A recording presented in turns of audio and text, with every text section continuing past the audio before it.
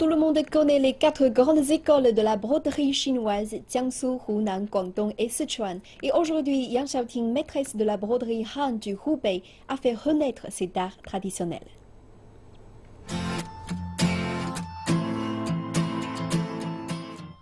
À Tanhualin, un ancien quartier artistique de Wuhan, se trouve un musée de la broderie Han où la plupart des œuvres exposées sont de Yang Xiaoting, maîtresse de la broderie Han.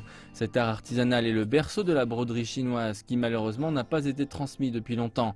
Yang Xiaoting, après avoir consulté les documents historiques et étudié auprès d'artisans populaires, a identifié les caractéristiques de la broderie Han, dont la plus importante est le point libre.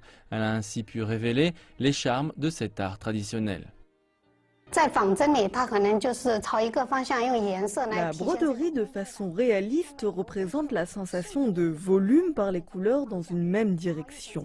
La broderie Han avec les points libres respecte la direction d'un objet en créant la structure entre les couleurs et entre les fils pour que l'œuvre soit plus stéréoscopique. Née dans une famille de brodeurs où la plupart des femmes sont d'excellentes artisanes de ce savoir-faire, Yang Xiaoting s'est passionnée dès son enfance pour cet art traditionnel. Plus tard, elle a appris la peinture à l'huile dans une école des beaux-arts, ce qui lui a servi de base pour ses créations. Je voudrais aller plus loin, c'est-à-dire que j'espère sortir de la limite de la peinture et créer un mode d'expression unique des points libres différents des autres arts.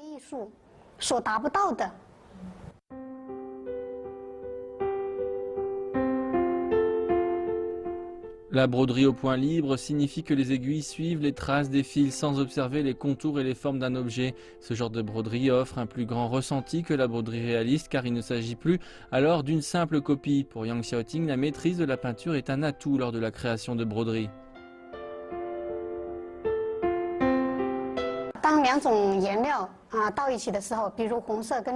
Quand les deux couleurs se mélangent, par exemple le rouge et le vert, suivant les pourcentages, on peut voir du noir, du vert gris ou du rouge sombre.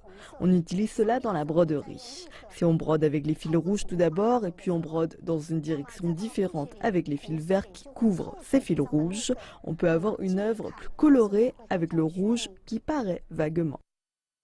Yang Xiaoting projette de lancer une série d'œuvres intitulée Brillant. Elle en a déjà fini 10 où sont réunies toutes les belles couleurs du monde.